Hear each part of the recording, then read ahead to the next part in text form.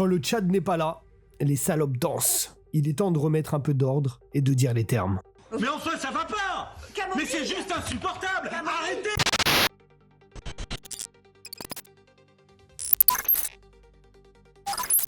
Ok, j'avoue, j'ai peut-être oublié un petit détail.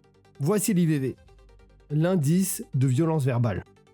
Afin de ménager les plus sensibles sans pour autant devenir un clone lisse et bien dressé, et ainsi potentiellement vous éviter à l'avenir d'être confronté par surprise et sans avertissement à ce genre d'introduction ou pire, je propose d'utiliser une signalisation pour indiquer la frontière à ne pas franchir dès lors que l'on craint la contradiction, la franchise, un langage brut et le rappel à l'ordre. Il y a un nous et un eux. Il est temps pour nous tous de cesser de brosser les déviants dans le sens du poil. Mais cela n'empêche pas de rester correct et de leur offrir une porte de sortie. Cet affichage indique aussi dans quelle mesure le contenu est tout public ou au contraire plus cru.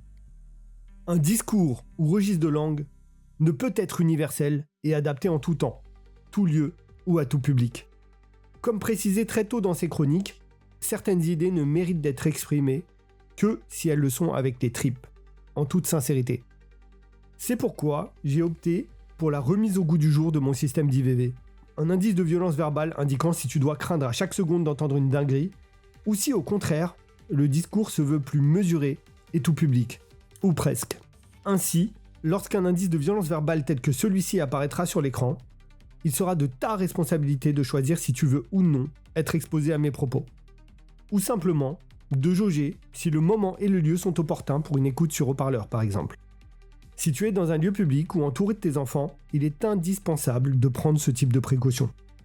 Ceux qui choisiront de rester ne pourront se plaindre d'être vexés ou offensés par un propos ou un autre. Comme dit précédemment, je n'ai pas pour objectif de faire changer qui que ce soit d'une quelconque façon. Et aucun intérêt à forcer les sociopathes et débiles profonds à m'écouter décrire en quoi ils constituent une menace pour eux-mêmes et pour autrui. Cependant, parce qu'il y a bien évidemment un mais, l'impunité des escrocs et des déviants n'a que trop duré.